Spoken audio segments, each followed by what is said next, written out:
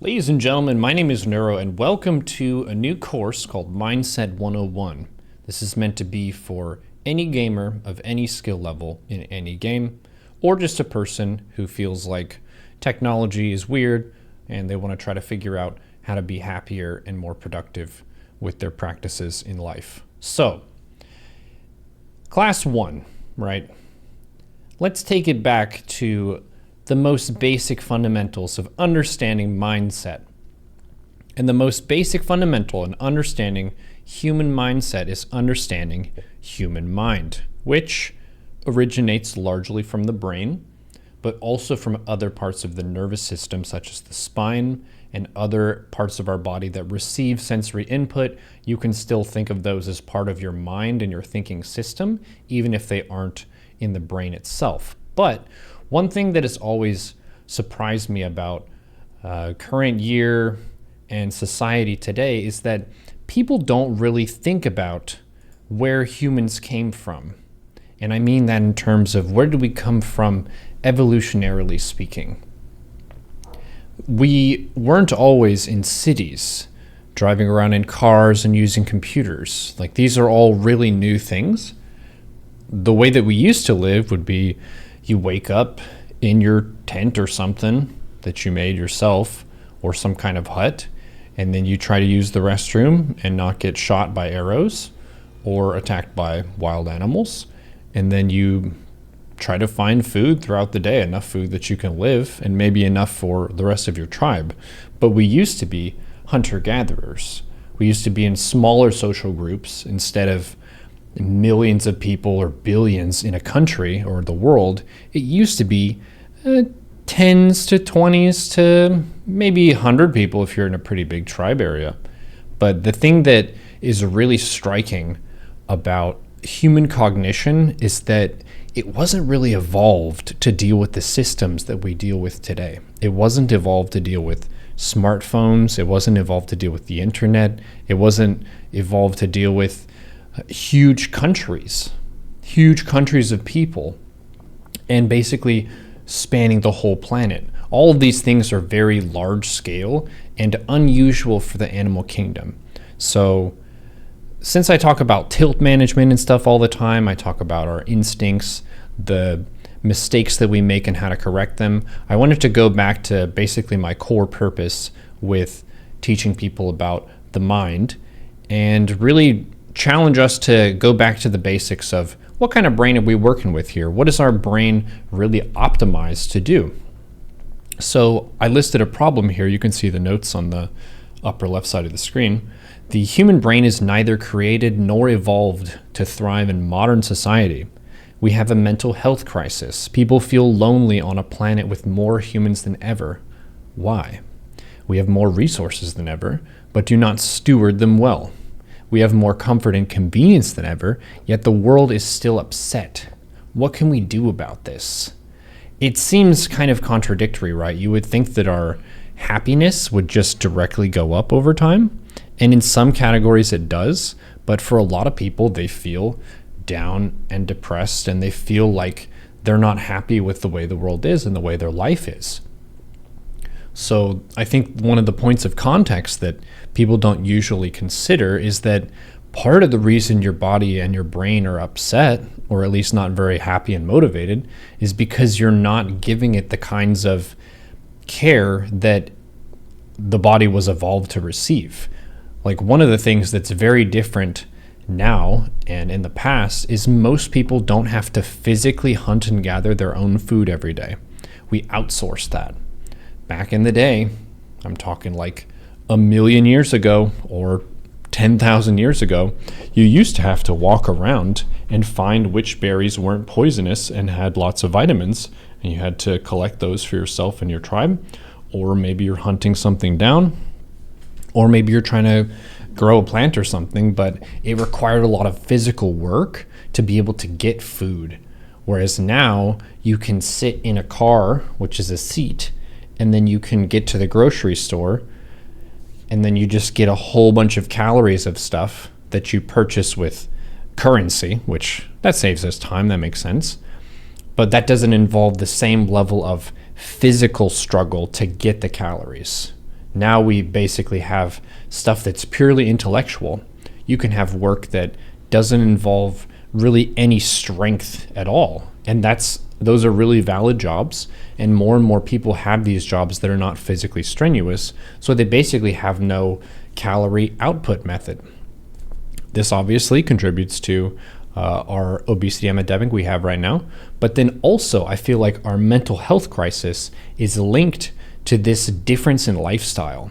We used to need to walk long distances pretty much every day, either walk to gather stuff or walk to track something or walk because your tribe is migrating. Maybe you're in a nomadic tribe and your tribe moves from area to area. Maybe you're following a herd of animals, or you're moving based on weather conditions, or just for better soil.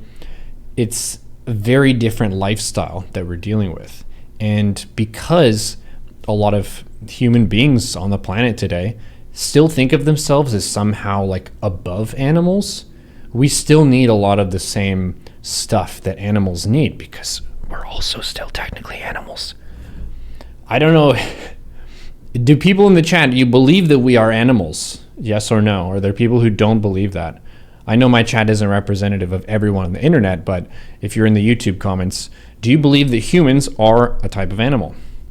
Because some people think that we are somehow spiritually above animals, and I welcome any reasoning for that. If you believe that we are different from animals, or that we are aliens, or that we are some kind of, I don't know. You're an animal.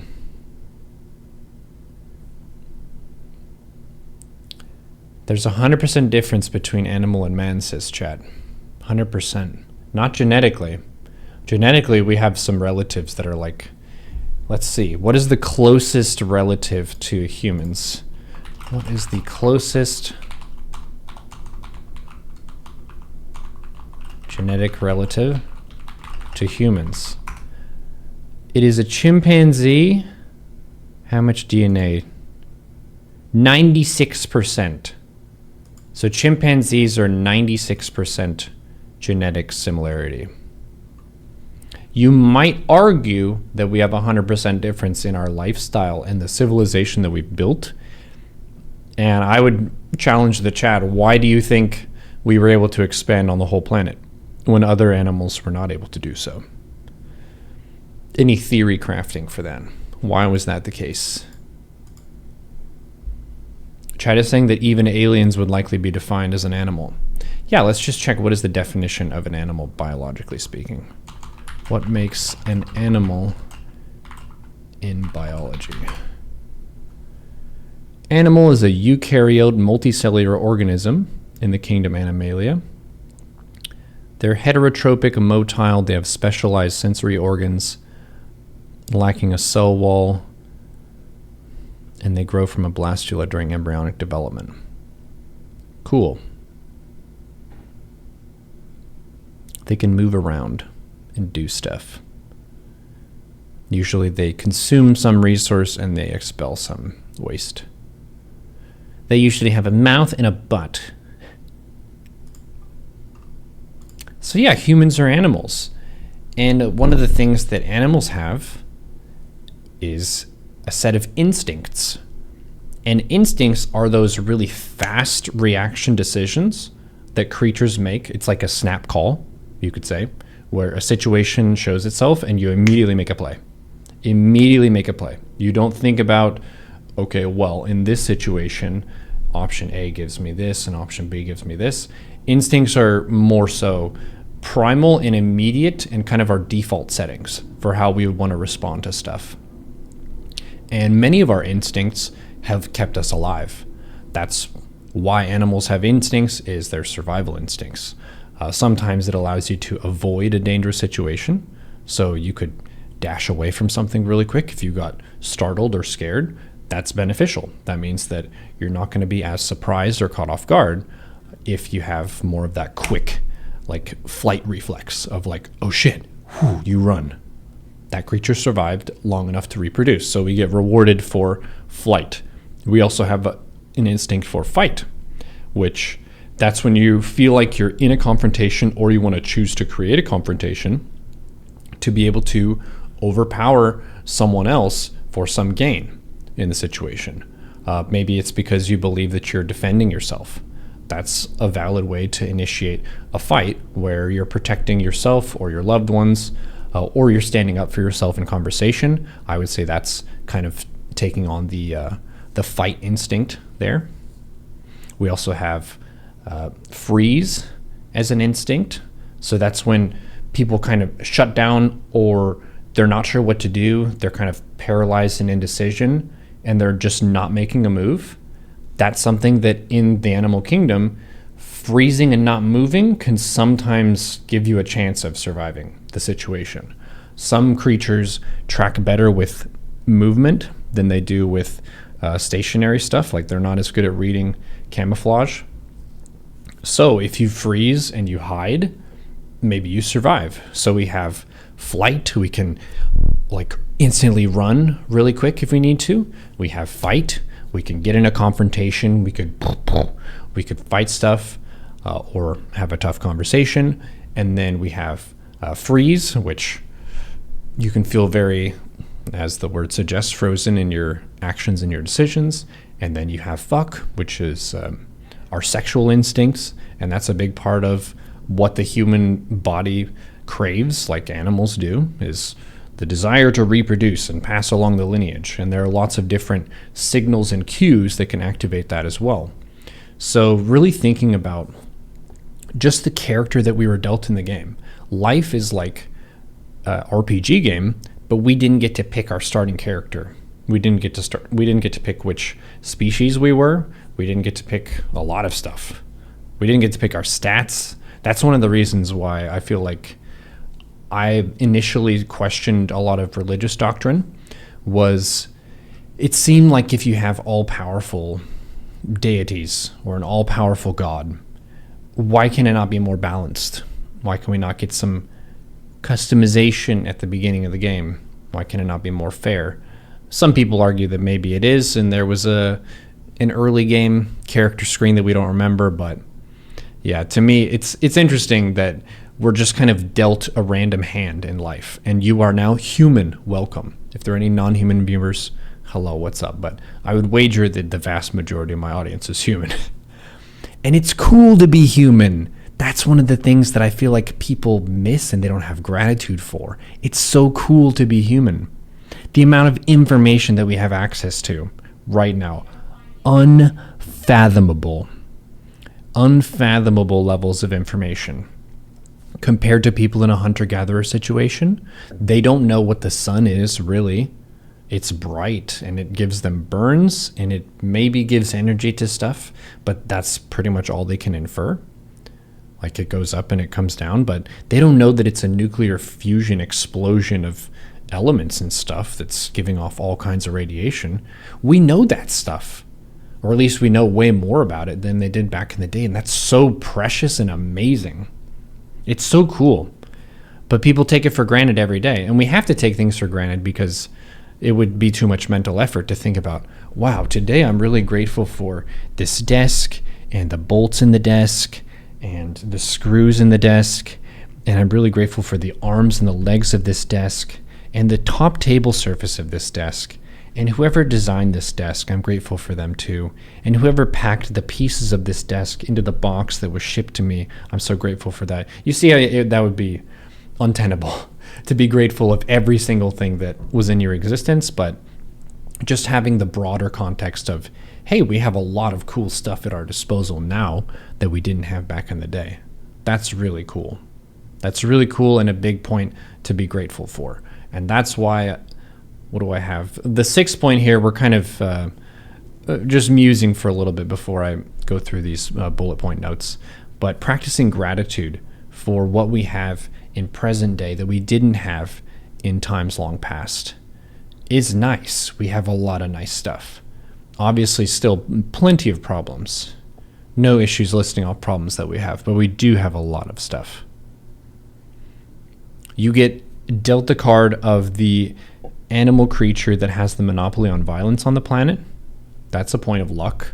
We could have been born as heckin' what animals? We could have been some kind of rhinoceros, and a lot of the rhinos have been going extinct because of habitat loss and stuff and poaching.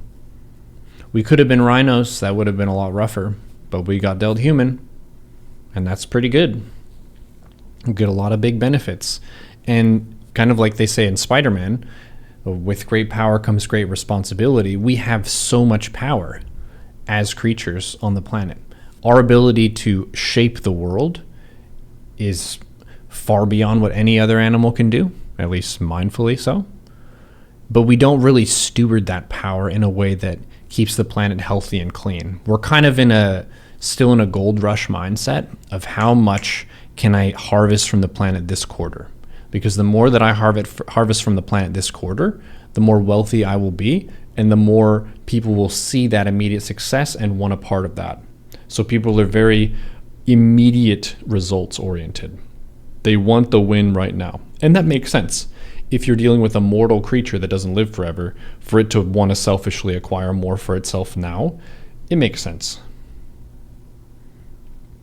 We could have been shrimp, says the trap. That's true. We could have been pandas.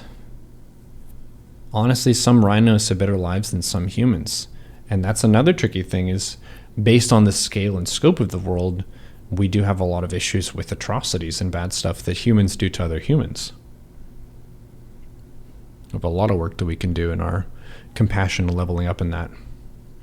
So the things that we can do, kind of going back to the notes here, the things we can do about being in a very different world than the one that we were adapted and evolved for would be to learn about the environments our brains were evolved to thrive in. So how many people do you think were in the average tribe back before agriculture? How many humans were in a tribe? Can we Google this? How many humans were in a Stone Age tribe? We're just off the cuff researching stuff here. Modern hunter-gatherer societies have around 500 members. Paleolithic bands of people were around 25 members each. 20 bands of them would be a tribe. So it's the band of people is 25 people, and then the tribe would be 20 of those. So 500 people for a tribe, 25 for a band.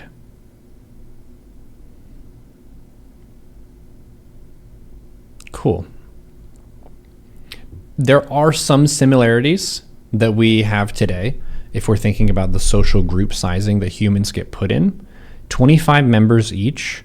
Let me know if it was the same for you, but that's about the number of kids who are in each class. You have one teacher to about 25 to 30 kids. So it's a band of people with an adult, or a band of small ones with an adult.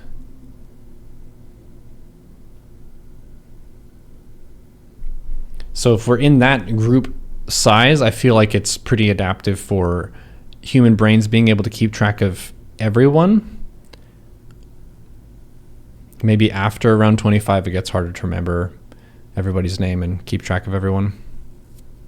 You feel bad for the teacher. So the reason I bring this up, the size of social groups, is because now we've created a global social group with the internet. The global population right now,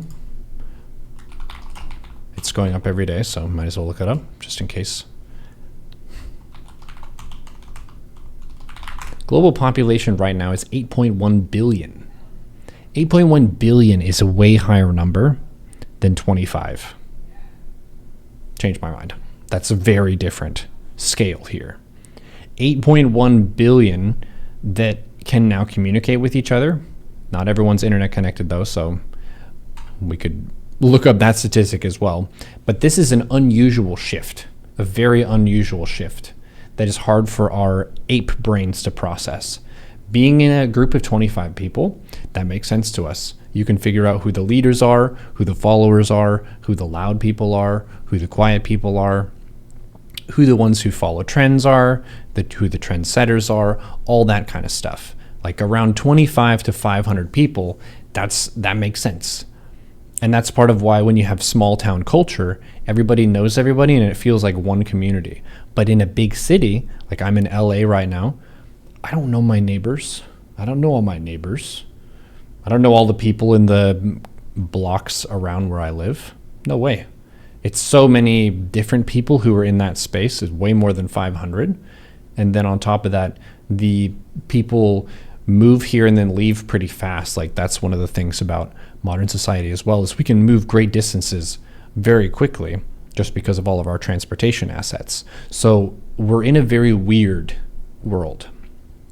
For having an ape brain that was evolved to exist as a hunter-gatherer with a band of people at 25 and a tribe at 500, now we're swimming in a sea of billions on the internet. And we're competing with each other in that sense as well, which is weird because normally you have a relatively stronger position in a smaller group. It's kind of like a big fish in a small pond sort of thing. We are now in a vast ocean of comparison of each other. A lot of people put pressure on themselves of not looking like, who's the actor who plays Thor? Chris Hemsworth. He's huge. He's jacked. He has really good professional trainers, insane diet with how much he eats. He basically has all the cards in his favor to work really hard, to be really jacked. But that's a very unusual level of fitness. So we have these weird ideals of people should strive to look like these extreme cases. I think that puts a lot of pressure on people and makes them feel unfairly bad about themselves because of professionals who are trying to pursue some specific goal and devoting their entire life to it. People will see others on Instagram or social media and they'll see how amazingly ripped and in shape these people are, but that person gets to spend a lot of time at the gym, more so than the average person. So people aren't working from an equally fair position whenever you're trying to demonstrate yourself, stand out, like create some self-worth, because we are group animals. That's one of our main edges as human beings, is we are social group animals that can achieve way more as a team than we can solo. What's an example of a solo animal? Heckin' tiger. A tiger is a solo hunting animal. It is able to overpower and take down a prey animal and then have a whole bunch of stuff to eat for a while. But tigers, correct me if I'm wrong, they don't work in groups, so they basically just manage whatever they need to eat and they do the hunt and they kill themselves. Humans are not as strong as tigers or rhinos or a lot of other huge animals, but we can work in groups of, like we said, 25 to 500. So if we have hundreds of people running at some other creature, we're going to have the advantage just by mass. We just corralled so many creatures to go with spears or some kind of sharp implement to like group attack stuff. And that's based on our communication. So humans, we're social. That means we can say, hey, do you want to help me do this thing? And that person could say, okay, maybe it benefits me too. And then we work together and can do way more as a group than we could by ourselves. And then this is all kind of leading into that social need that we have. Human beings, we need to be noticed to some extent, and we need to feel valued. We need to basically have the feeling that we exist, other people know we exist, and we matter. We like to be liked. We like to be known and cared for. We want to fit in with other people. I would say almost everyone is like this. There are some people who are happy with solitude and that kind of thing, but the vast majority of people do have social needs that are very strong. And if you don't meet those social needs, you will be very upset and lonely over time. So how do you meet those social needs? What would you say for you, chat, do you do to make you feel like I'm okay? Like socially. I've hung out with enough people. I've had enough personal time with someone else that I feel like I've been recognized and noticed. For me, I live with my partner now, Trisha, but before we lived together, we were on the phone all the time. That was really nice for just having someone to talk to, going about your daily stuff. Also, I check in with my family pretty often, and I get to visit them. So being able to hang out with my nuclear family, which is very solid, my parents and then my brother, we have a very strong core family group. So I definitely feel a lot of social support from them. So my family, my relationship, and then stream gives me a lot of really nice social feedback. Like I definitely feel noticed because we have so many lovely viewers and so on. I also feel celebrated. Like when I make a cool play in gaming, it happens on TV, so other people see it. So I get to feel recognized. So in that sense, streaming feeds that social need for me. So thank you, chat.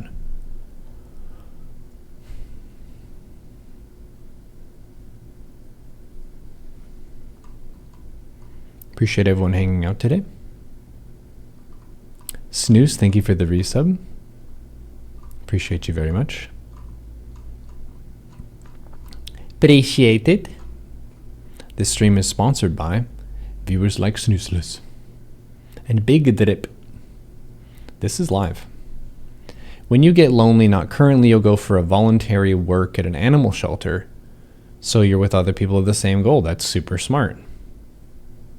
Yep, highly recommend people to get involved with other people with something that you think is nice.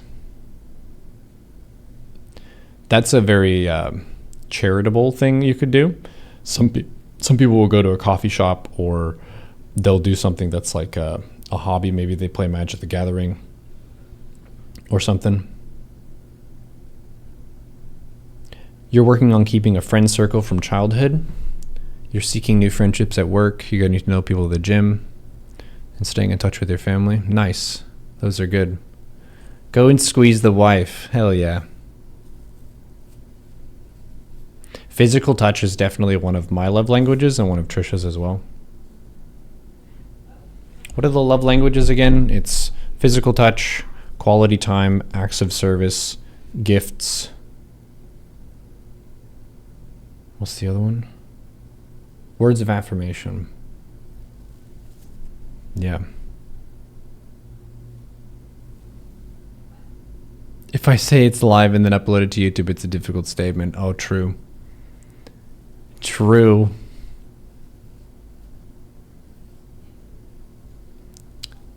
One of our viewers leans more toward the asocial side, but lately been making an effort to go to Friday night magic events. Nice. Yeah, people have different social needs as well, I've noticed. Not everyone needs as much time with other people. There's the whole introvert-extrovert thing, which introvert versus extrovert is a bit of an oversimplification in general because it really depends on who's there, whether you gain or lose energy from that group. You play Overwatch 2 with friends and drink on Thursdays. Nice. You get your social feeling when you convert a soul headed to hell for eternity with grace and gift of God for heaven. Nice. So when you religiously convert others, which manner of heaven and God do you represent? Some branch of Christendom, maybe? Or Islam? You get most of your social interaction from adult sports leagues. Nice. What sports? That's cool. That's a get into it one situation as well, because you also get exercise with that. Smartle. Yeah, adult softball leagues and stuff are really awesome. So going back to the notes here, it's fun going on tangents with these. I feel like it's world discussion with Agent Smith. So the environments our brains were evolved to thrive in were pretty hostile, kind of how current weather is very hostile. Imagine we don't have air conditioning anymore and we don't have heating. Is your home where you are right now, is it going to be too hot or too cold, and at what times of the year? Because that's one of the things that we take for granted. We didn't have AC and heating. We were just out in nature. So our brains were evolved to deal with that kind of situation.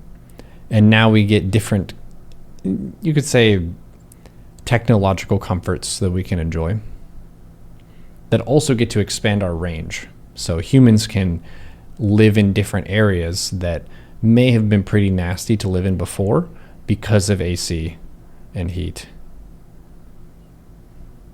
You would freeze. Are you in Scandinavia? Do you get to light a fire and hunt for furs? Yeah, you can use any of the old school methods.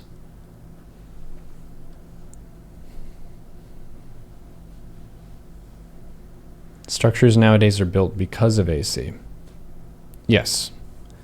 Well, they had a huge population boom in the south of the United States of America whenever AC became widespread. It wasn't quite so gross living through a Texas summer when you had AC. Imagine there being dangerous animals less than a kilometer away and you live in tents. Yeah, so the structures that humans were in were probably on average less secure to animals that could attack you. Our frozen viewers from Norway. People would migrate from the extreme latitudes to Mediterranean latitudes. People went to cold places before AC was invented, so it's definitely doable. It's just harder to have a large population because you can't generate as much food by farming because it kills all the crops and stuff. But even agriculture is relatively new on an evolutionary timescale. Let's show the graphic here. Let's look at the graphic. I got a book, Brain Table 1. So I have this table here. If you can read this table, say yes in chat, because it's really hard to read in the Twitch preview. I'm just going to trust you here. So this is from a book called How the Mind Works by Steven Pinker. We have mostly yeses and we have a no. It's okay. For those who can't read it, I'll be reading through it with you so you could also just listen. So the left column here is the species that we're looking at. So at the upper left, it's chimp hominid ancestor, 8 to 6 million years ago. In the column to the right, you've got the date column next to that. So we're looking at the species and then the time. You've also got the height column of how tall these creatures were. You've got the physique, and then you've got the brain size, and that's in cubic centimeters. So we're going to be looking at the ancestors to Homo sapiens and how tall they were, how big their brains were, and when they existed. Basically body type as well. So the first one here is the chimp hominid ancestor, 8 to 6 million years ago, which is a long time ago, 1 to 1.7 meters. So could be pretty short, could be about as tall as a human. Their physique is long arms, short thumbs, curved fingers and toes, adapted for knuckle walking and tree climbing. So moving around more gorilla-like, more close to the ground kind of a thing. And then their brain was 45 cubic centimeters, 450 cubic centimeters. This is our first reference point for size of brain. As you go down in the species list, you can see some from 4.4 million years ago. And then there's the skeleton Lucy that we found that was, I believe, frozen. In any case, this is from 4 to 2.5 million years ago. Australopithecus afarensis is the scientific name for the species. They are 1 to 1.2 meters tall, so rather short relative to us. Fully bipedal with modified hands but ape-like features. Thorax, long arms, curved fingers, and toes. So they stood up. They're fully bipedal, but they didn't quite look like this, a lot more ape-like. 400 to 500 cc brain, so about the same as many millions of years ago. And then after this point, once we get to Homo habilis, which is handyman, is what it's meant to be, their brain starts increasing pretty dramatically in size. They're looking at 2 million years ago, it's getting up to 800 cc's of volume. And then Homo erectus, they're looking pretty human now. This is about 2 million to 300,000 years ago, 750 to 1250 cc's. So it's already around triple of what the chimp hominid was like. Triple the brain. So you've got a lot more mental potential. It's not going to be just a direct increase in a certain kind of intelligence that you want. It's going to be mainly, I feel like, in our ability to communicate using language.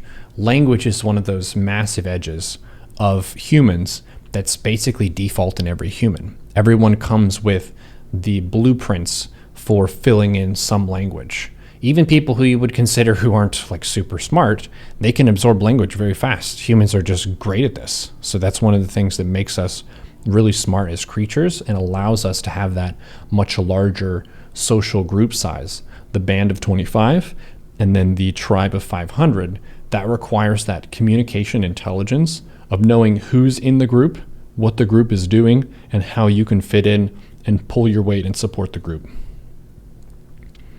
So Homo erectus getting pretty smart. Triple the brain of where we started 8 million years ago. And then the archaic Homo sapiens, which is around 400,000 to 100,000 years ago, had up to 1,400 cc's of a brain. So getting very, very smart. Very smart. Early Homo sapiens, 130 to 60,000 years ago. This is still pre-agriculture, but this is around the period where there's probably fire used a decent bit, like campfires and stuff.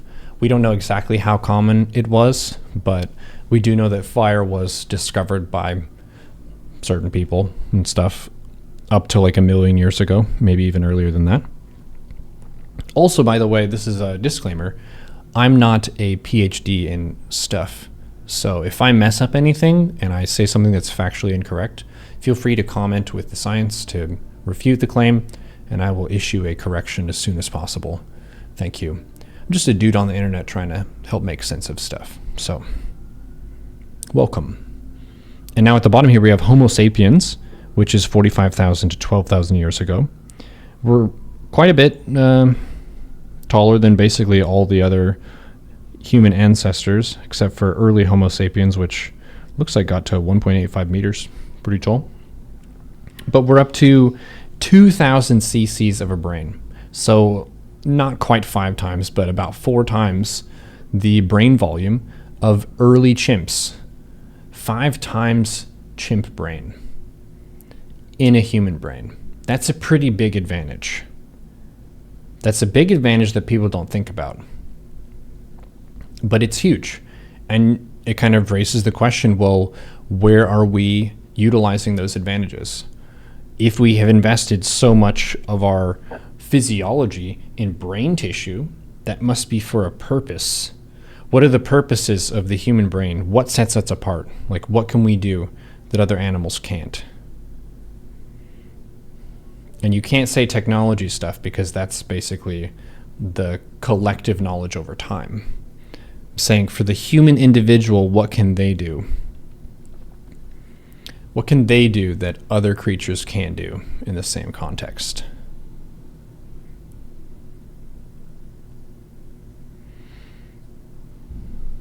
We can make up stuff that lets us unite into larger groups.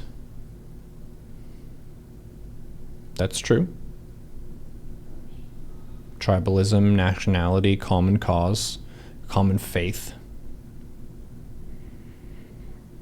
Hit rocks and make sparks.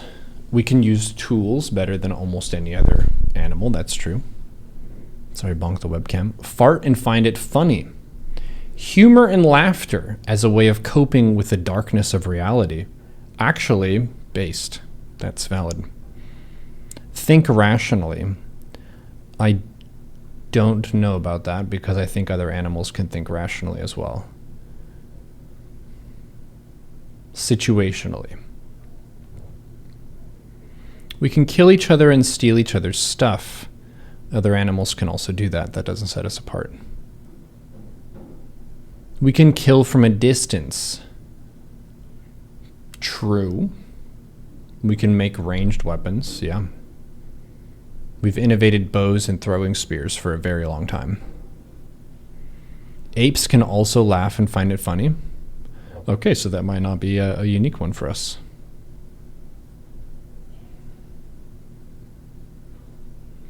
Yep, other creatures can do that too, though, Dubmean. You're picking the very darkest ones. Before we were united mostly with religions, now we're united with corporations.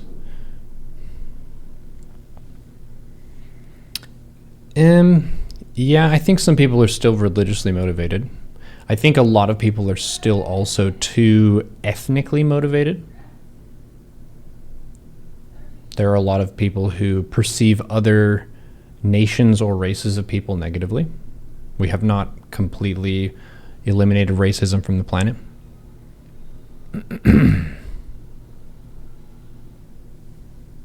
We can adapt to the environment like learning to hunt underwater by holding breath. Yes. Other creatures can adapt to holding their breath underwater. So I would say that example is not unique to humans, but our ability to, say, put on a bunch of like furs and clothing to stay warm, where we're using a tool to adapt to the environment, I would say that is unique for us. We can think well enough to invent. That's true. Not everyone invents stuff, but some humans invent stuff.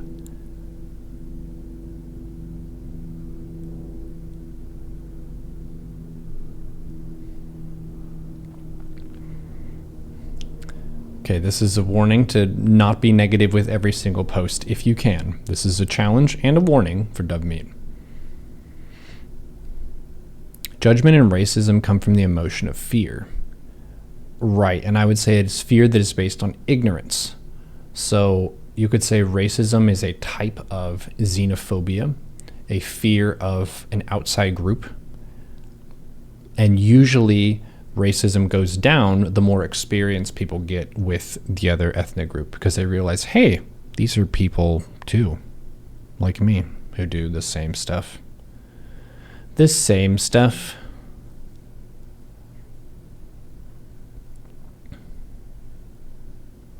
You can subscribe to a streaming platform and cancel again right away. That's true. You can do the subscribe cancel.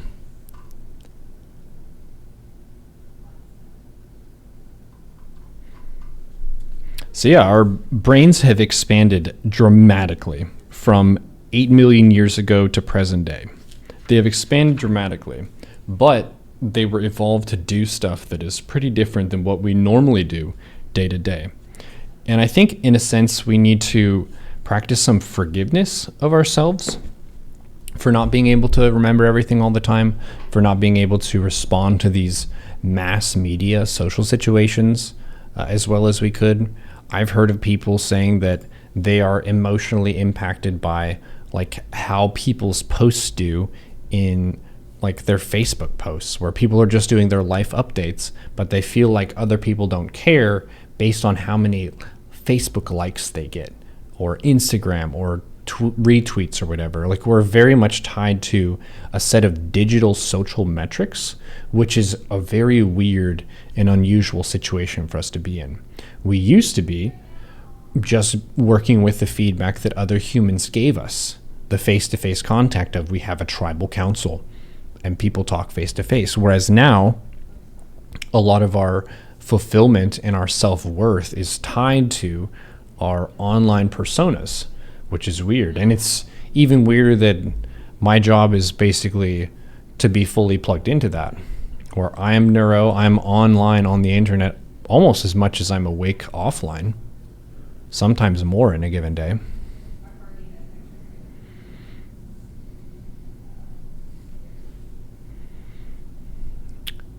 You're saying that's what this chat is about, the express to different ideas, right? Chat says respectfully and with the intention to learn, not to infuriate or troll people. Yeah, another thing too is to be mindful of the flavor that you're bringing to the chat and the vibe. So it's sort of like reading the room, you know? And whenever you're making a statement, it has some some taste to it. It can be a sweet message like, oh, hey, it's so good to see you. Hope you're doing great. That's like a very sweet and positive message.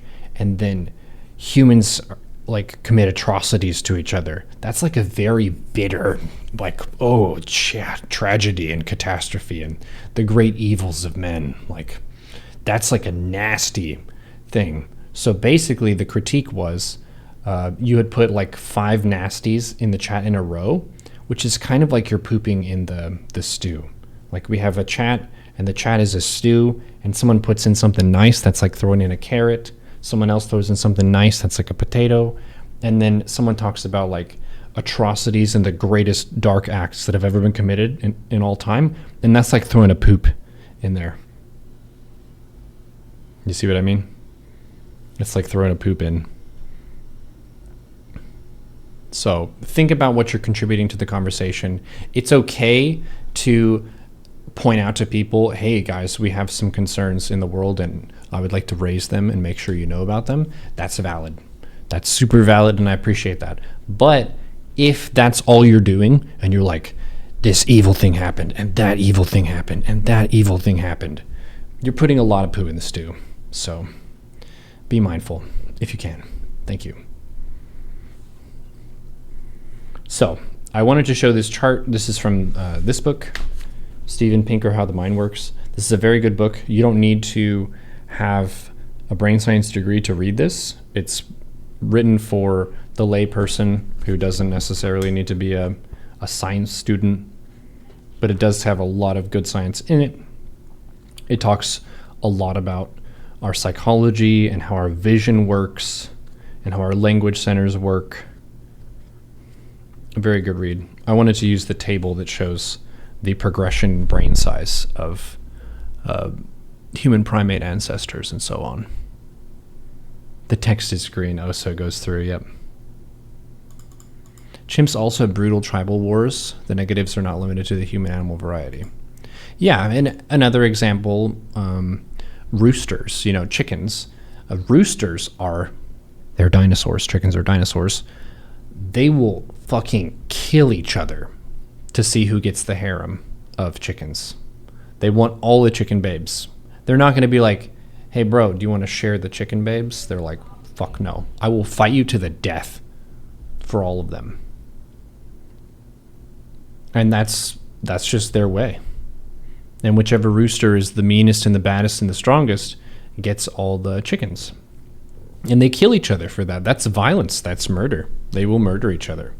So you can't really say that animals don't kill their own species. Many animals do.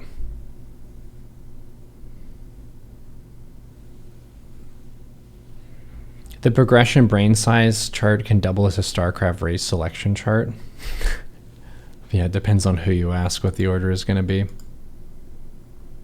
It's a pure dominance hierarchy. Yes. Humans have their own dominance hierarchies that exist in different contexts. It's not very simple how it works. It really depends on, is this a physical form of establishing dominance, or is this an intellectual sort of way? One thing that a lot of people can acquire power in is influence and connections with other people. That's why most people who are leaders of countries, like say presidents, most presidents are not actually the biggest and the strongest of each country. A lot of times they're fucking old. They're super old. And they wouldn't really be able to box with anyone. So we don't really pick leaders now in this super huge tribe size format where we have nations of people. We don't usually pick the person who could beat up the most people as our leader. But in a state of nature, whenever you have like wild animals to contend with, neighboring tribes to contend with, oftentimes your leader would be one of the big strongs. So a very different social structure now. And a lot of people who are in powerful positions are in such a spot because of the resources that they have. Maybe they're rich, or because of the knowledge that they have. Maybe they're an expert in their field. They innovated something, or they discovered something.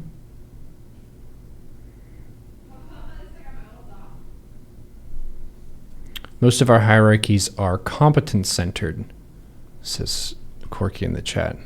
They tend to categorize human hierarchies that are purely power-oriented as big negatives. We work to get rid of them. Yeah, aside from sports, right? Because in sports, if you're more powerful at lifting, then they want you to win. So that's how you win.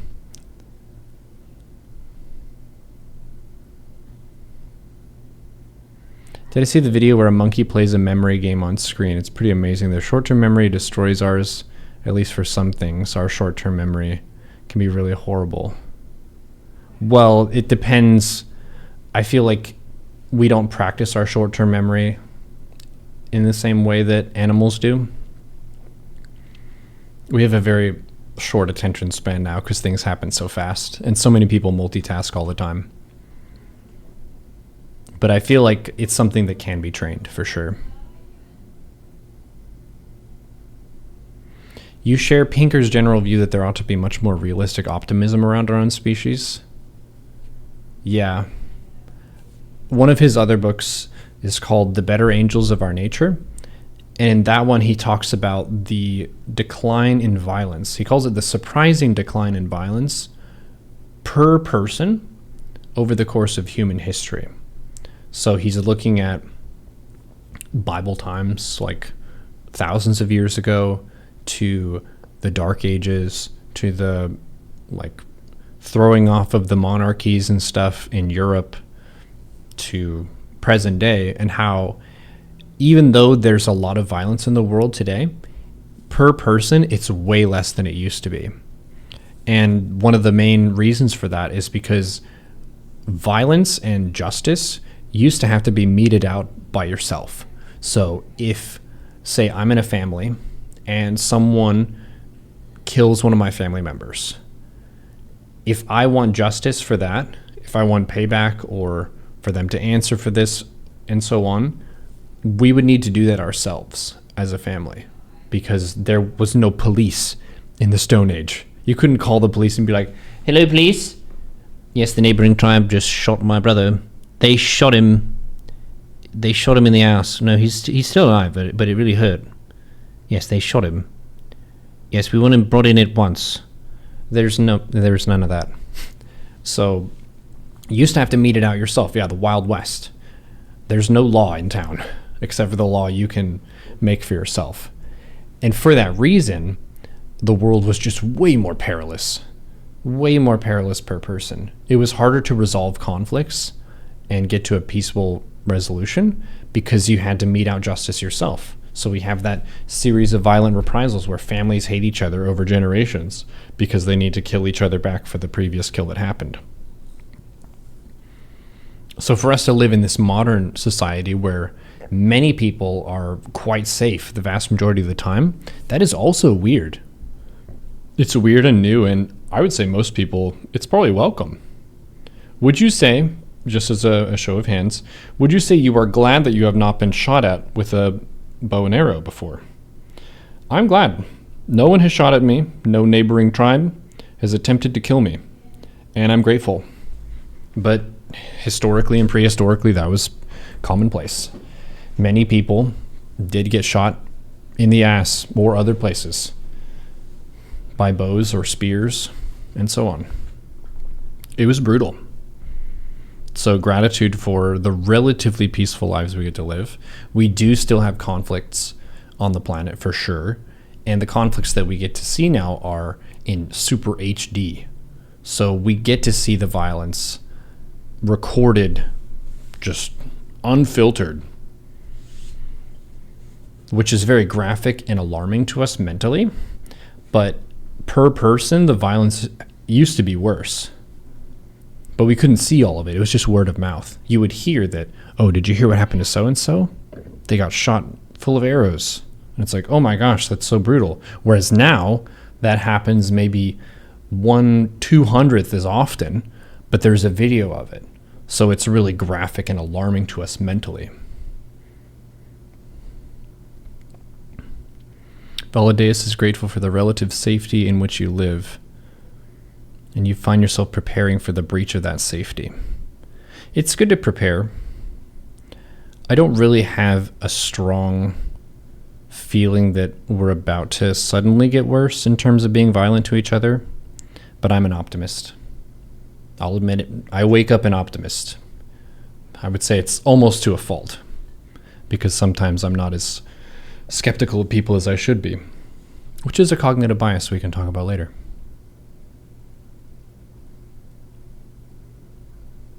You don't understand people who glorify war? People glorify, I think, fighting for good causes. And usually if they're glorifying war, they're glorifying whatever the cause for that particular war might be.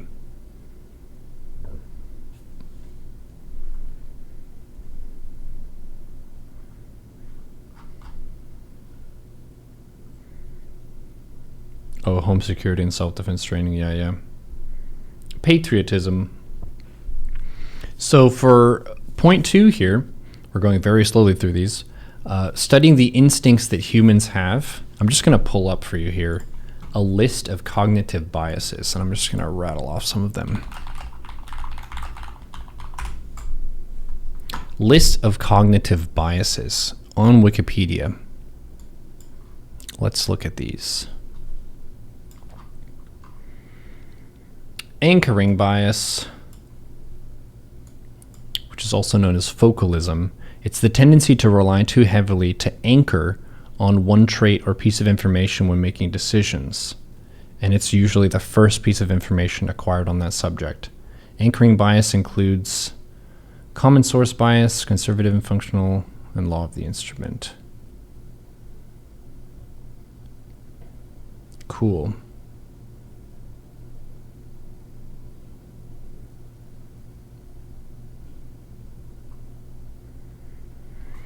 Yeah, anchoring bias can be used to rip you off. Whenever someone is trying to sell you a used car, for example, this is all hypothetical. They're trying to sell you a used car, and let's say you don't know how much it's worth, and you ask them, how much is this car? If they shoot high and say a big number, and then you argue that down, you will feel good and like you're a good negotiator, but they might still be ripping you off. Say, for example, they say, that car's $10,000. And you're like, okay, would you be willing to part with it for $8,000? And they look at you and they're like, how about for $9,000? And you're like, $8,500. And they say, deal. But the car is actually worth $6,000. Because they anchored it at $10,000, you thought that you got $1,500 off the asking price, when really they just anchored the conversation with a number that was incorrect. But people don't really think about that. They're not quite as prepared to be tricked or duped, especially when it's talking to a high charisma person. Ooh, this is a good one. Confirmation bias. It's the tendency to search for, interpret, focus on, and remember information that confirms one's preconceptions. I'm going to go and browse news that tells me that I'm on the correct side of history, and that tells me that my demographic is more intelligent than the outgroup. People love it. Wait, there's homework. Yes, there is homework. We're doing the homework in class. You have to email me so for you to receive credit.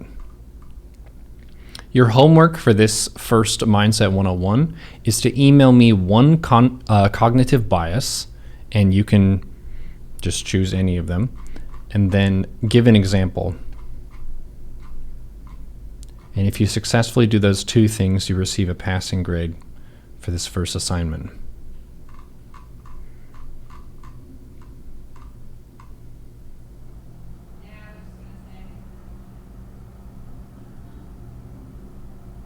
Sexual overperception bias is the tendency to overestimate how much people want you. Oh, I'm sure all the people want to bone me. Well, actually, they don't.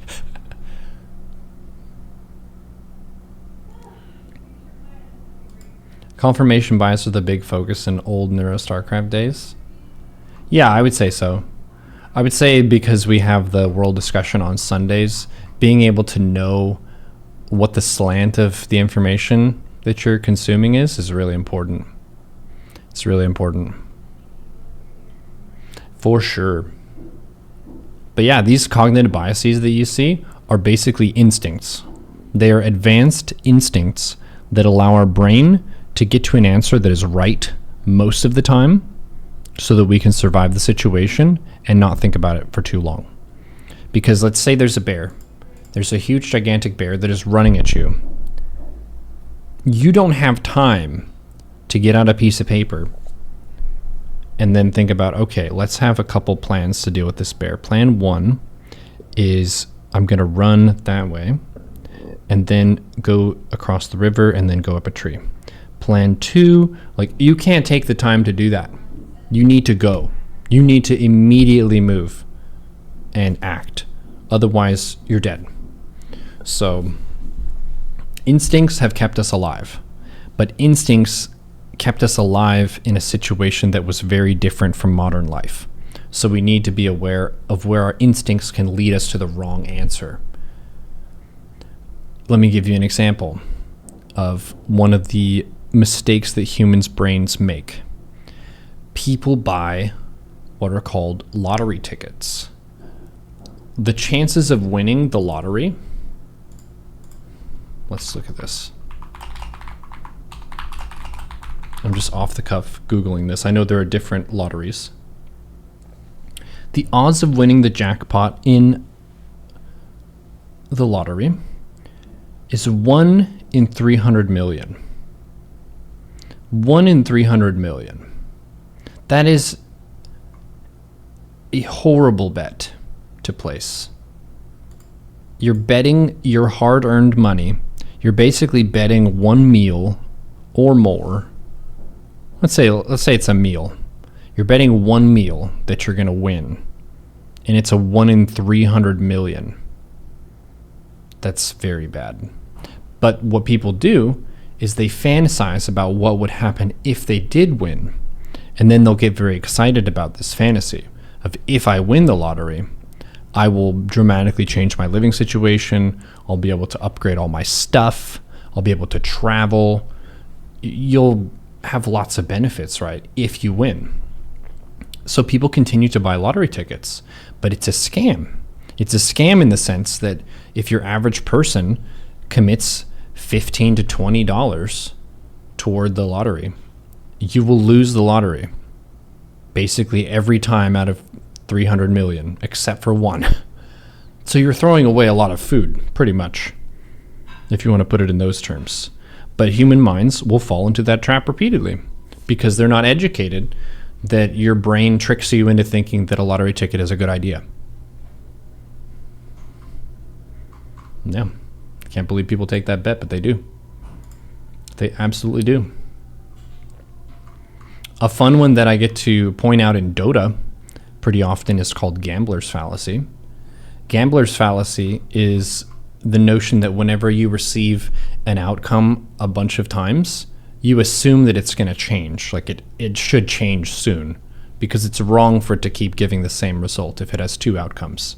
So the rune in Dota can spawn top or bottom. And if it's spawned top 3 times, a lot of people will think that it's more likely to spawn bottom the next time. But if it's truly random, the previous results would have no impact on the current chance. But gambler's fallacy says that if it was one way for a while, then it should change eventually. Yeah, so our bias leads us astray in that estimation. And that's also part of why they get us with roulette at the casino too. People will say, oh, well, it was red a bunch of times. That means it should be black soon. So I'm going to bet on black. But that assessment did nothing for you. It's still 50-50. Dota does have pseudo-random, so it's not the best example.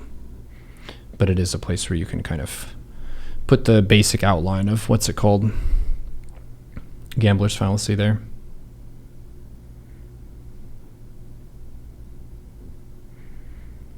But yeah, we have lots of instincts that are very useful to us in certain cases and very harmful to us in others, depending on the context. So 3 would be understanding where the instincts lead us astray. That would be lottery tickets. That would be being radicalized by intense propaganda in media.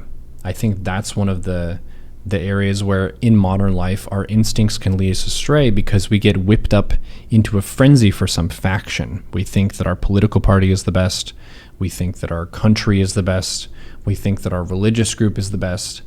And we need to put ourselves above them in a way that we treat them like enemies. This is something that you could be radicalized for anything. You could be radicalized for Christianity, for Islam, for the United States, for Russia, for wherever. Whatever entity you're in, there's going to be some people serving propaganda that tells you that you should be a firebrand about this. And our social thinking oftentimes makes us want to belong to a group. So if we qualify as a part of that group and they tell you that you're better than the other ones, the group that you're in, we're the best, the rest of them, not as much, that's something that feels good to people. It's like a dark, good feeling where it's like we're superior. It's that temptation that caused us to fall for scams like fascism, where it's a whole kind of culture and ideology built around certain groups of people are better than others. And if you're a part of the good group, you feel elevated mentally. But it's a lie. It's a lie that leads you astray. The truth is that humans are very, very similar to each other in basically every way. You got the same number of holes. You got the same sensory perception systems, audio, video, touch, smell, all that. You enjoy food. You need to consume energy. You have thoughts, beliefs, desires, and opinions, etc. People are people.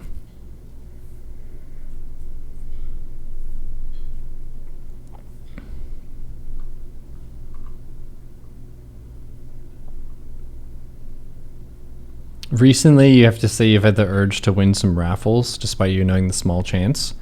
I think it's fine to, gamble now and then, as long as you know that you're doing it for the rush and you're not expecting to make money and you're responsible with your budgeting.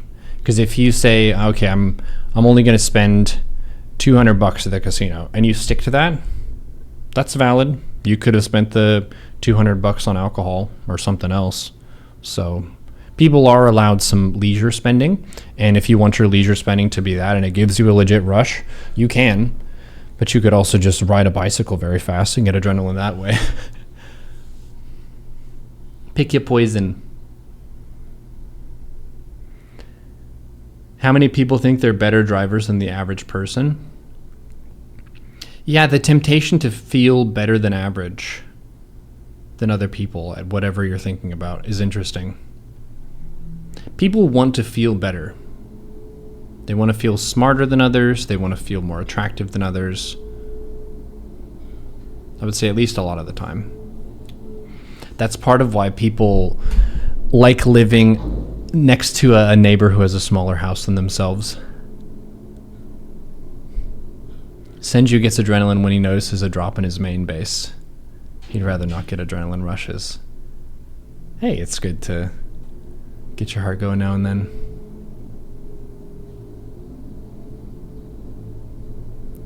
If you believe in your religion, the foundation of reality, you do believe it's the best? I would sure hope so. That would be kind of sad if you practiced a religion, but you thought it was like third best. You're like, I don't think my religion is correct, but I'm committed at this point. I mean, that religion over there is probably the most correct, but just kind of steady as she goes.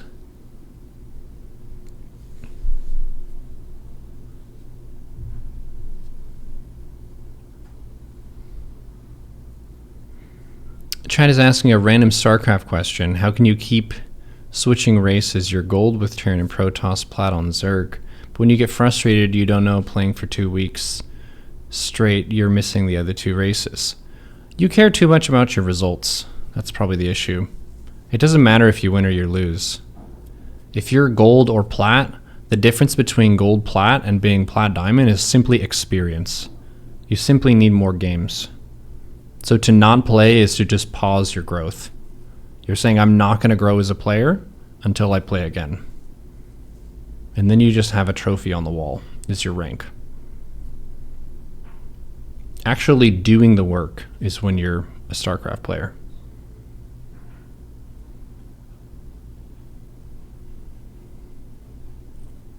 It would be refreshing to meet someone who claims their religion isn't the best. There are some people who are more apologetic about their organized religion.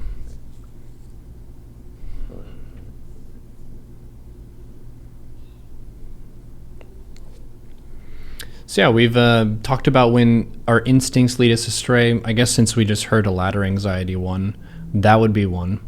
The loss aversion, that's a cognitive bias. You can see it on the wiki for the list of cognitive biases. Loss aversion makes people scared to ladder because they don't want their rank to go down, because they feel like they will have lost something of value. Loss aversion is directly tied with ladder anxiety for a lot of people.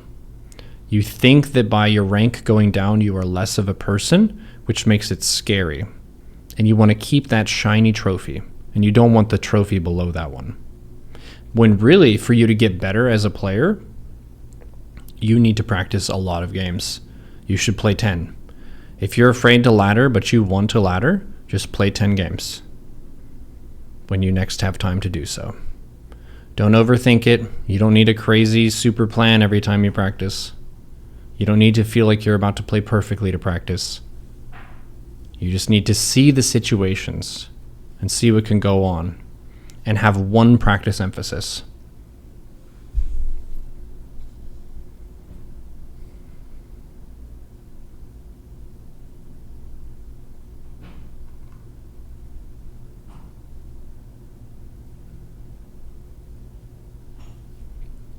Validates in chat is a devout Christian, but recognize that your faith leaves you gullible to certain manipulations and biases, so you go for the efforts to critically challenge your own faith. Yeah, beware of false prophets. That's one of the things that I wish Christians were more alert about, is I feel like there are a lot of false prophets, especially in politics lately, that are using the Christian happy words to get them to vote for them. But they're getting manipulated, because a lot of these politicians who are using the spicy Christian words are not actually living in the Christian way. They are understanding, to use a certain turn of phrase, to turn them on, to make them feel like, hey, this is a person who is for the kingdom of God. This is a person who wants the traditions and values of Christianity to persist in this country. They can make you feel like that without actually living that way, or by actually delivering any of that, just by saying freedom, God, freedom, Jesus, God, family, freedom, the Bible, God, America, the American people. We pray, God. You see, if someone does that, they're like, oh my God, I'm voting for them right now. Because people have their thing. Everyone has their thing. Maybe you're someone who's all about women's rights. If someone is going on their platform and they're talking about a lot of those key issues and things, it makes you want to vote for them because that's your issue and they're talking about your issue. So it makes sense that people would be vulnerable to this kind of manipulation, because the counter to being manipulated by this kind of stuff is to do your research about what that person actually does, which takes a lot of work. Honestly, it takes a lot of work to research all the things we have to make decisions on in life. So I would say give yourself a little bit of forgiveness for, you're going to mess up sometimes and you are going to get duped sometimes. You can't suss out every person who's trying to trick you. I'll admit one of the times that I got bamboozled was when I got a Razer sponsorship email that I thought was legit, that they were sponsoring me as a streamer, but it was a keylogger that whenever I downloaded the assets package that was supposed to give me like Razer image and stuff for my stream, It was a keylogger that it installed on my computer, so it would like tab me out randomly. I fell for a scam because I thought it was going to improve my job because it looked like a legit sponsorship opportunity. Similar to that, people can fall for religious scams or like a cult or something because they present something that looks like, hey, this could help me. I could need this. Maybe it gives you a sense of meaning and purpose. Maybe it gives you a sense of self-worth or some kind of track for improvement. And they'll tell you, no, you can transform. No, you can change and you can be better. That like desire to improve, people can be manipulated by that desire and led in a wrong direction. So you really have to be careful because we have a lot of these instincts that they can serve us well, but they can also be used against us.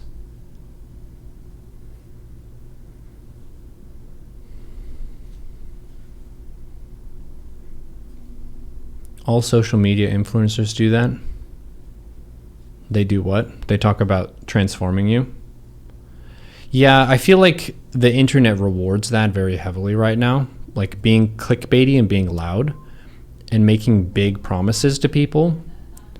That's going to get more traction and more views than saying like, this video will slightly help you. Which one of these are you going to pick? Option 1, hey guys, my name is Neuro and this video can slightly help you. Option 2, hey guys, this is Neuro and this video I'm telling you is going to transform your life. The things that you were struggling with in the past, you will skyrocket above them, not needing to worry about them ever again. It's going to be great. We're going into it here. You see that? Chad is already freaking out.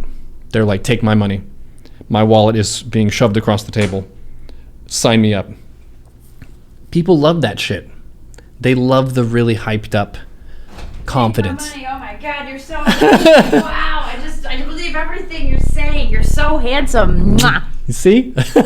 Wow, you just use words so good. I'm just wow. Results.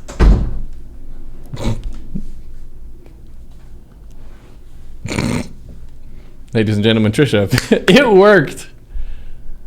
You see the immediate results. What's up, Jack Attack? This video will fix both your ED and your vertical jump height. What? That's funny.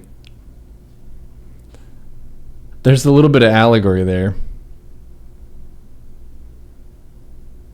You just rizzed, just saying. What does rizzed mean?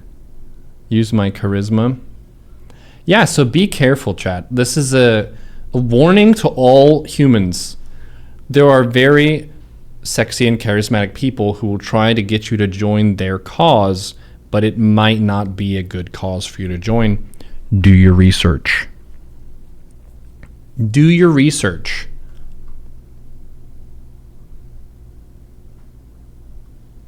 Have I considered going blonde and short hair? I already did that in my early teens when I was like 12 to 13, but thank you. I did have some frosted tips and then I went full blonde, like Super Saiyan. Okay, so we talked about instincts leading us astray, being duped by stuff, making incorrect mathematical assessments, and then also being hateful toward other groups. I would say that's instincts leading us astray. That's kind of our group dynamic of us dehumanizing humans who are different from us. That's based on a human instinct. I don't think humans are like perfectly ethical out of the box. I think we are like overprotective and selfish in some ways, where different is dangerous. A lot of people have that mindset. They think that different is dangerous. They think that different ethnicity is dangerous. They think different religion is dangerous. They think different gender is dangerous sometimes. They think different sexual orientation is dangerous. But these feelings of danger are usually fear of the unknown because they don't know about this ethnicity of humans. It's still humans. It's still the same as you. The gender of human, it actually doesn't have that much bearing on the identity and mindset of a person. Like, a human being is a human being. They've all got a brain. They've all got beliefs, desires, and ambitions. The equipment that they got dealt with their body and how they identify as their gender doesn't really matter to you. Sexual orientation, same thing. So being able to overcome that bias of fear of the unknown, fear of different people, is another instinct that leads us astray big time. Big time.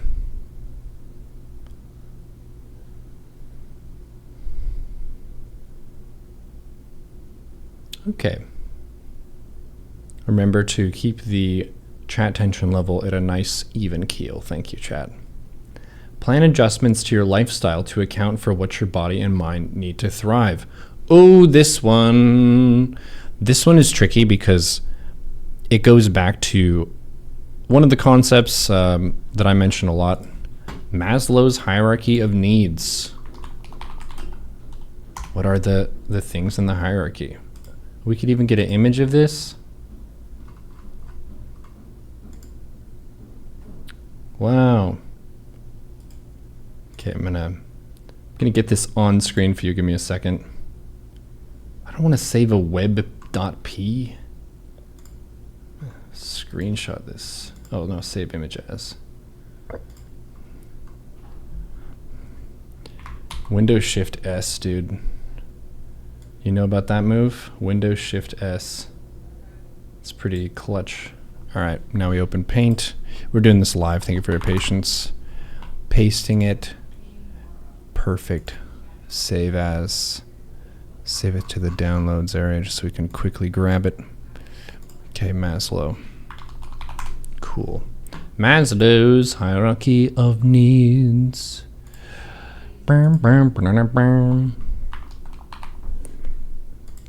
Create new image. Unload when not showing. Browse it. Here we go. Oops. I need to crop that. Cropping it. Saving it. There we go. That's better. That's better. Can you see this? Ooh, cool, cool, cool, cool, cool, cool. Maslow's hierarchy of needs. So this is a model that was made by a psychologist, last name of Maslow, and he believed that whenever you're assessing what you need, you work from the bottom up. This was how he organized it. Now, this isn't perfectly hard science. This is kind of a softer scientific model, so keep that in mind. But he puts physiological needs as the most crucial and first needs. Breathing. If you don't breathe, you die. Food. If you don't eat food, you die. Water. If you don't have water, you die. Clothing. You die of the elements, usually. Or you're just too sexy, I don't know. Sleep. If you don't sleep, you die. So all of those, to me, that makes sense. Those are very crucial. If you don't have those things, you probably die. Safety and security. Health. If you're not healthy, you're not having a good time. You don't necessarily die yet, but if your health is not good, then you're going to be suffering over time. Employment. You don't instantly die from unemployment, but it's very unfun to be stuck there for a long period of time because you struggle with purpose, where you feel like you're not fitting in and contributing, or you feel like you're not wanted or needed. You feel like you're not valuable. So that can have a lot of mental pressures on the person. Unemployment is one of the most stressful life situations for sure. So that makes sense that it would be pretty crucial. Property. Not everyone owns property. I don't own property, but I rent a property. Say you could probably call that shelter rather than property. Oh no, he has shelter in the lower one. Yeah, so property and shelter, he has as different things. And then family and social ability. So he puts family as something that you don't necessarily need it to exist, but it's definitely one of the fundamental ones that you visit before the things higher up. How many people feel like your family is helpful to you? And then how many feel like it's maybe tough dealing with family stuff? Is it helpful or is it tough dealing with your family? And if you don't want to answer because it's awkward or that's private, that's totally valid too. I've just heard both from people. Your family is awesome. Both. It's helpful for Hurdler.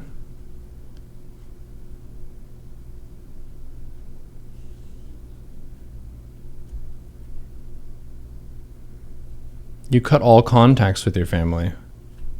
Are you open with sharing why? I know this can happen for some reasons. Sorry that had to happen. Families sometimes think they can be toxic and not suffer consequences. Yeah, because you're stuck with them. That's true. Some people will abuse that. Colony events cut out the toxic people in your family and kept those who are cool.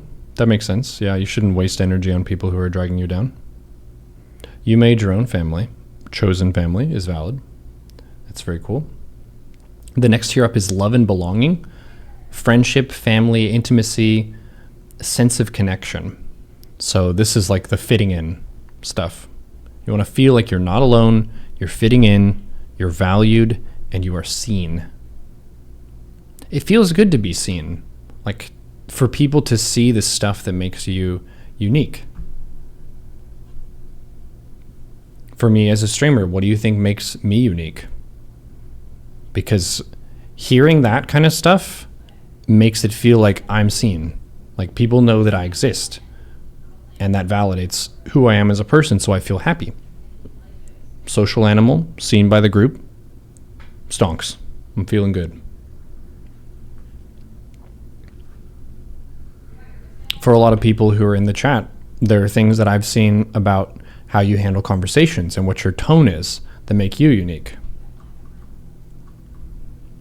Senju makes me think of Apop because he's very good at hyping up with the emotes and stuff. And he will have a good conversation with people.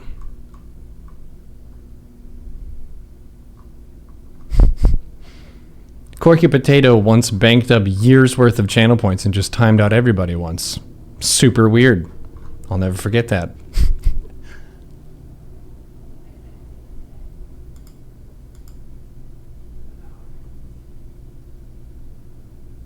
You're the only one who would do such a stream. Cheers. There are some other streamers who do like health related content and kind of debate or educational stuff. So I would think that there's content around this kind of stuff. Mindful, wholesome self-improvement content. Breath of fresh air. Cheers, Warshot. Cheers.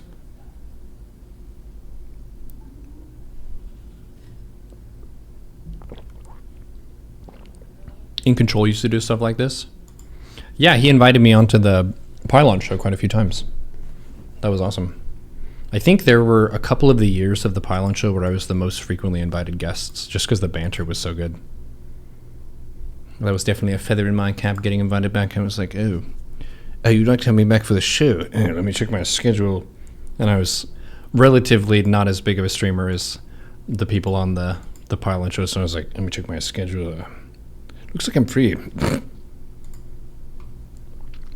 The next tier up for Maslow's hierarchy is self-esteem, confidence, achievement, respect of others, the need to be a unique individual.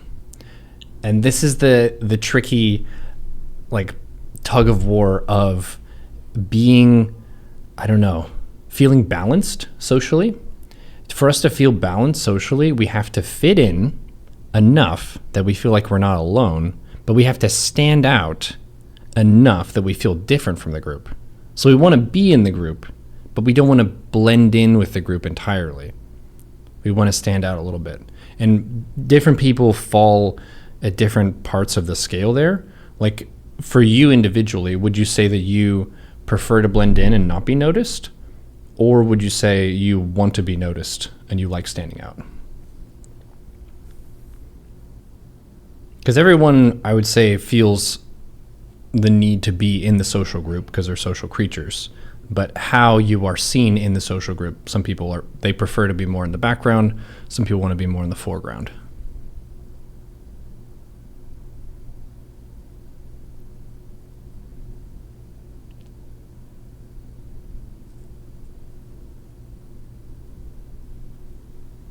The need to be unique seems overemphasized in some cultures. Yes, America has a very individualistic culture, that's true. Other countries like China, and I think India as well, have more collectivist cultures where it's more about being in harmony with the group. Yeah.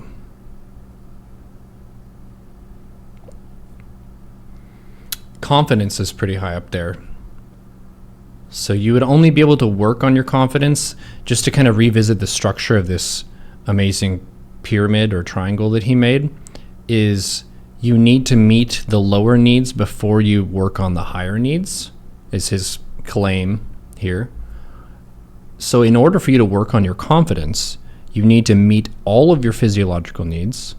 You need to meet all of your safety and security needs, all of your love and belonging needs, to begin working on that.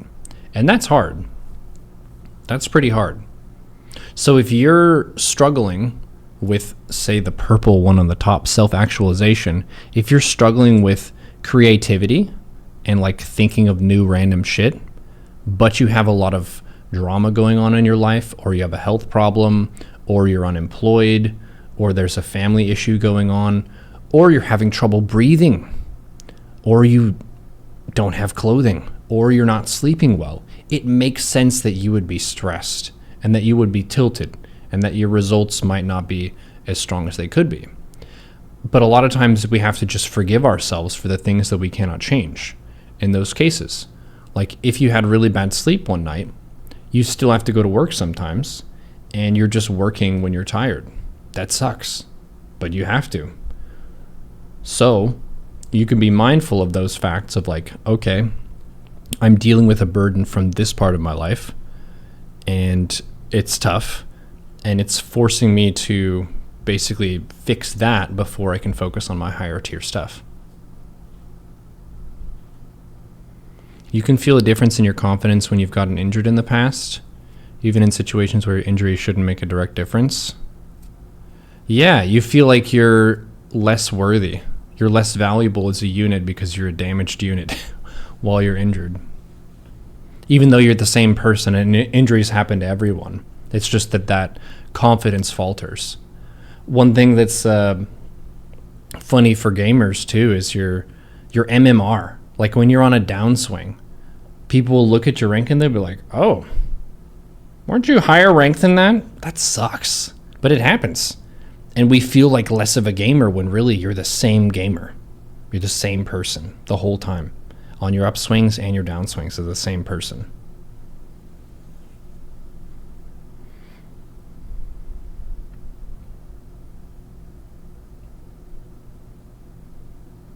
The higher needs enable the lower needs. Yes, that's part of why we are reliant on each other. Let me give you an example. Whenever you are a small baby or a toddler, you do not have the capacity to build shelter for yourself and your tribe. You can scream and you can dash at a medium speed, and that's about all your moves. You can't, I guess you could bite something, but not with very good teeth. Yeah, so if you're a baby or you're a toddler or even a human child, you are not an effective combat unit. You are a tactical liability, and people need to carry you from danger or battle in most cases. So those needs have to be met by the adults, by someone else.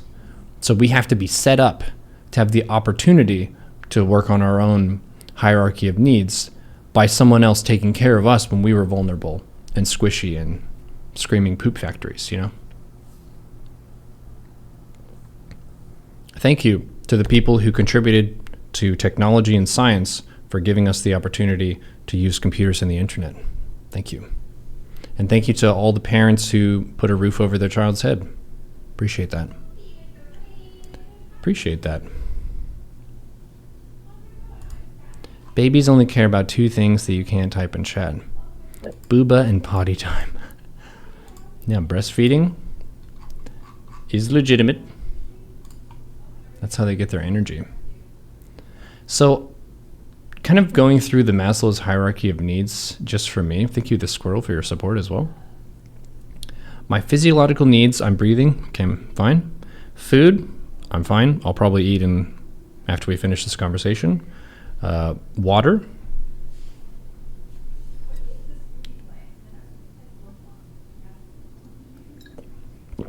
Just had some.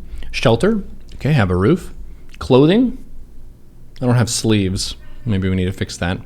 And sleep, I slept well enough last night. Safety and security. I'm healthy right now. I'm employed, full-time streamer. Thank you, chat.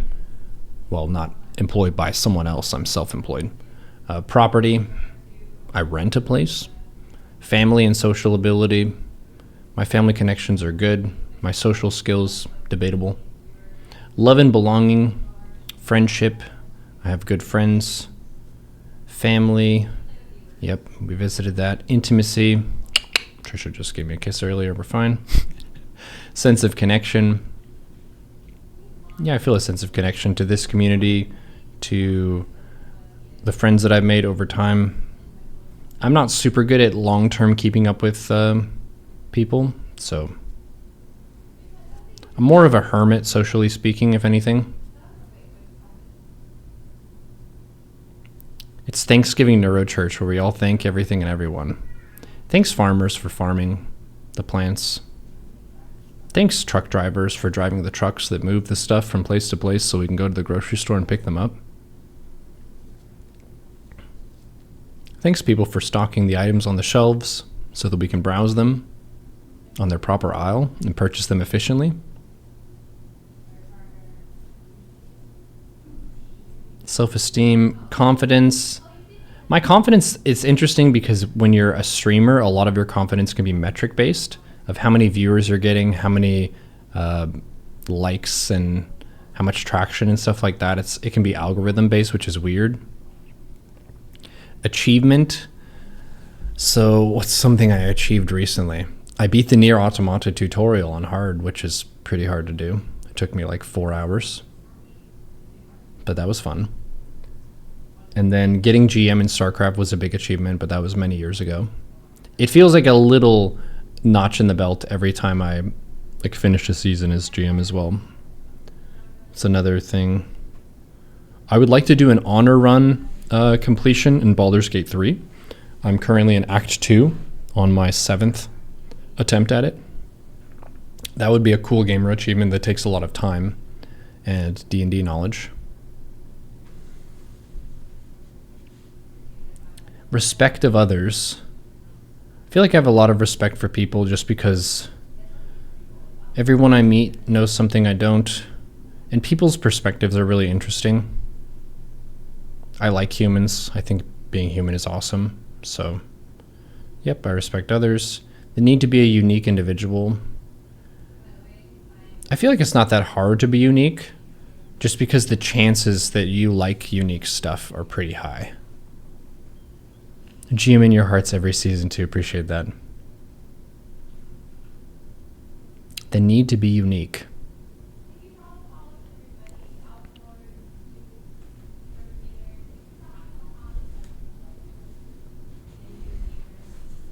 You've done an honor run in Baldur's Gate 3? Nice. That's very cool. Some different things that can define you and your uniqueness as a person, your taste in things, like what kinds of movies you like, what kinds of music you like, if you like sports or esports, what kinds of food you like, just your preferences. That's one of the defining characteristics. How you dress yourself, like what your aesthetic is. That's definitely a form of uniqueness. The way that you speak, your wordsmithing, your cadence of speech, the tone of voice that you have. You don't even make it to the yellow bar. That's okay. I believe in you. I believe in you. This is simply a psychology model. This isn't something that's super set in stone. But generally, with the Maslow's hierarchy of needs, he believes that you need to work your way from the bottom to the top. At least that's how the needs are usually pursued.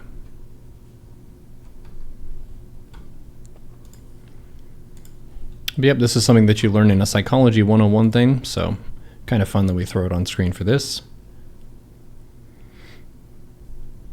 And we've gone through understanding where our instincts lead us astray, which is point 3. Adjustments to our lifestyle to account for what our body and mind need to thrive. So this is basically like structuring a day-to-day routine that allows you to have the energy you need to do stuff. So getting to bed on time is something that adults need to decide for themselves. You could just stay up all night and suffer the next day, but it's not good to do so.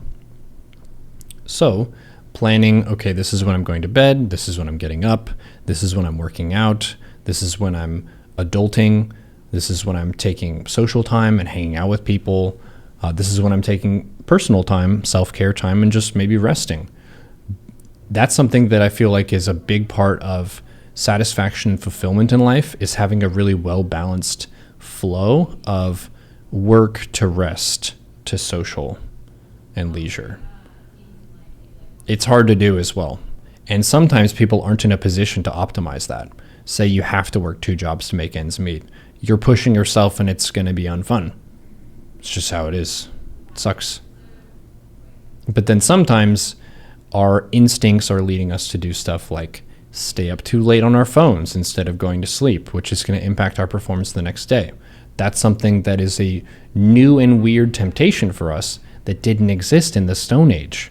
Would you believe this? A lot of people don't believe this, but back in the Stone Age, Paleolithic era, humans did not have smartphones they curled up with when they went to bed. They actually just had rocks and sticks and other things like that. But they had no internet access, no Wi-Fi, no 5G. It was just them farting out there in the woods. Yeah. These are new things. So for us to be able to say, hey, this telephone I'm going to actually turn off and put down and go to bed when it has all of the information of the internet on it, that's kind of a tricky battle sometimes. So maybe managing going to bed on time and not looking at your phone is one of your battles. Maybe dealing with one of the crazy drugs we've invented is one of your battles. Maybe you're drinking too much. Maybe you're smoking too much, things like that, where we've created different rewarding activities for ourselves that we can overdo.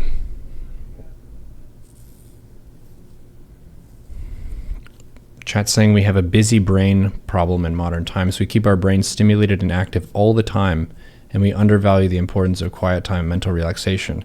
Yes, that's because we feel guilt that we're not getting enough done. If we set aside all distractions and we just meditate, a lot of people consider that to be wasted time, where you're not working and you're not getting anything done. So it can feel bad, but it's very healthy to mix that in.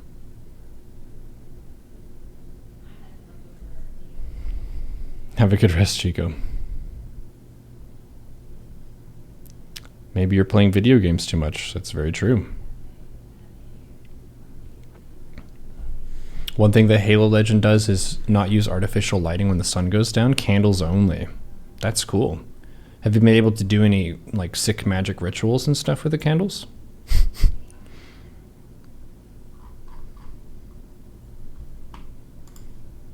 Maybe you're watching too many of my videos. Stop watching my videos.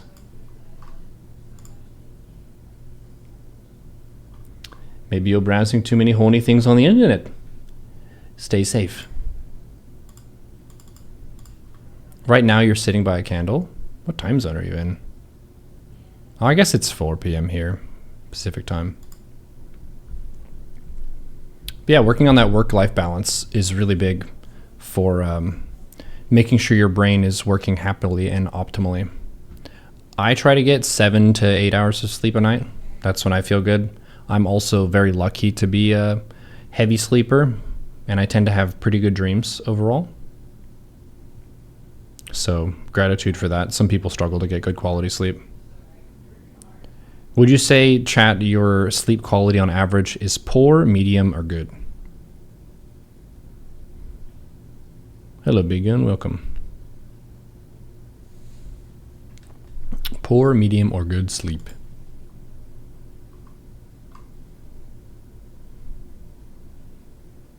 Medium, poor. Poor. For those who said poor, why? You sleep better when you work harder.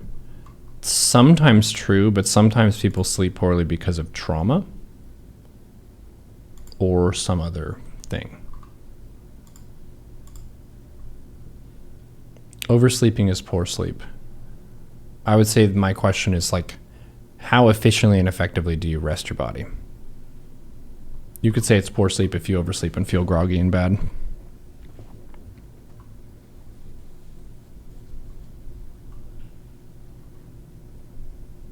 You sleep well, just not enough. That's fair. It depends on how many beers you had.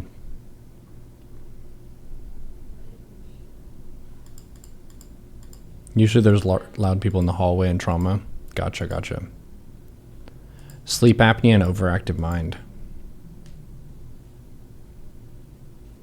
Yeah, mind racing is definitely annoying.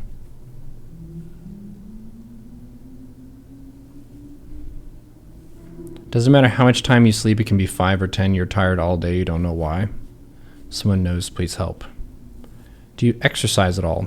It's a little bit counterintuitive, but exercising can actually increase your energy level throughout the day, just because it activates your body systems, boost your power.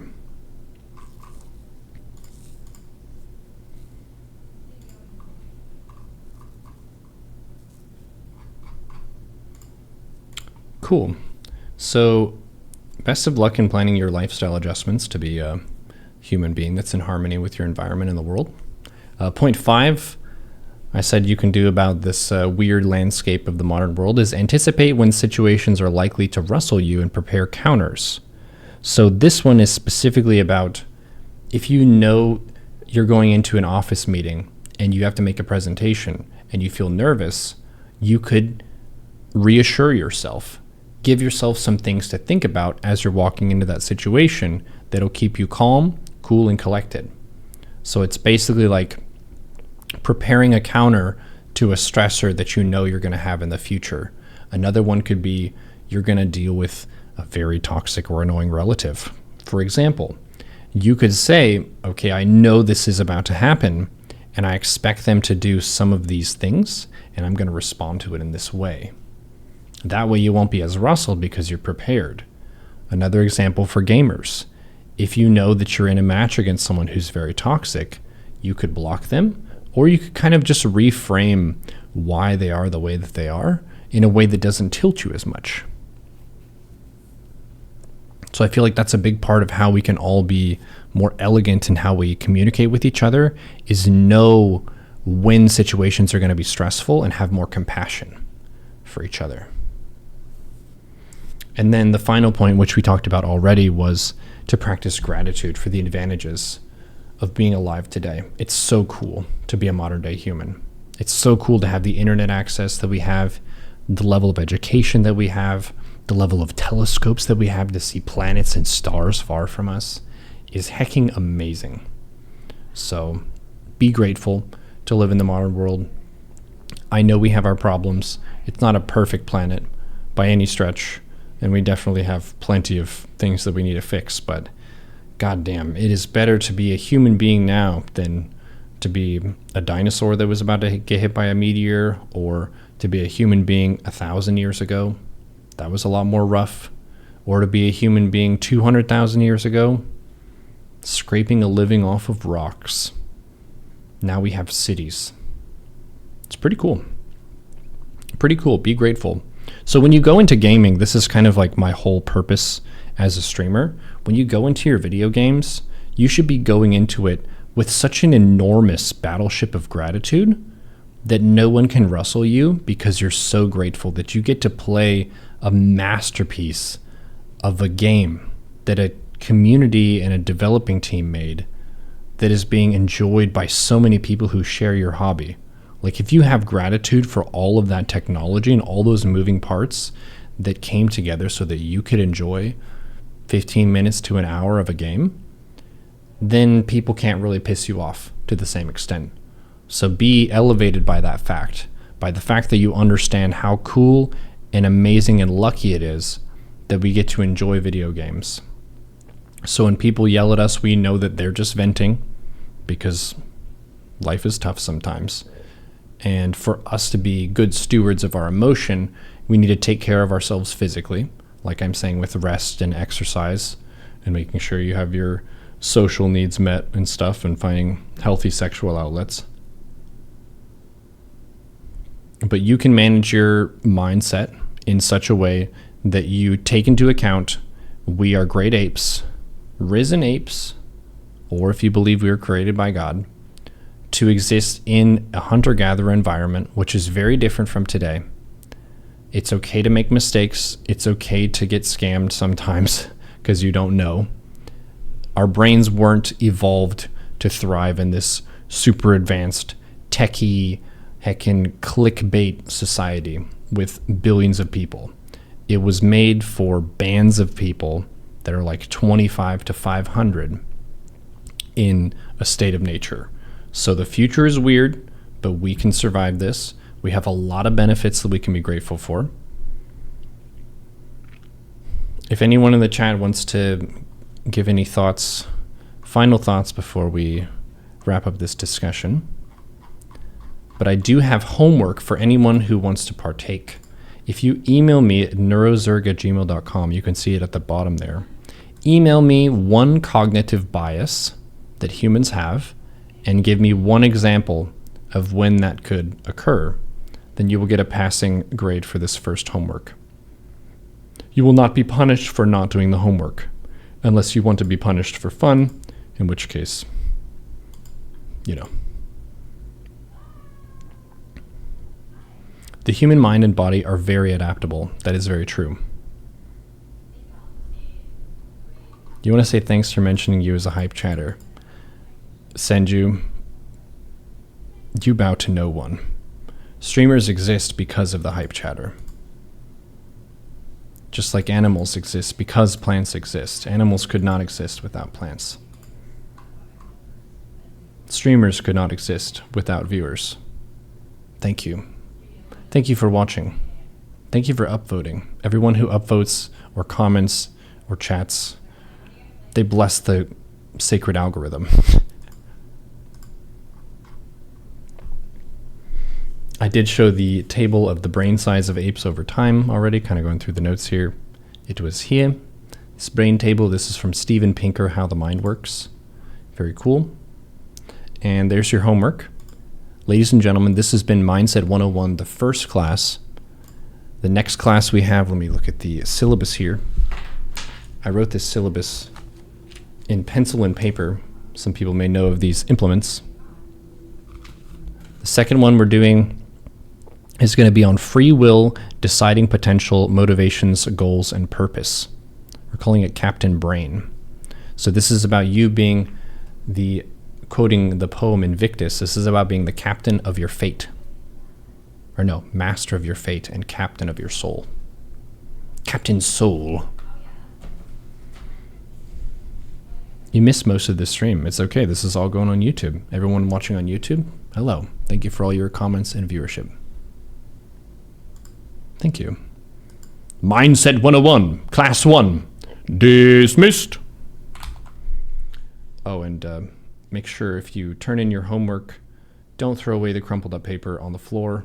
There are trash cans as you go out. Please make sure the trash goes in the trash and the recycling in the recycling. Thank you.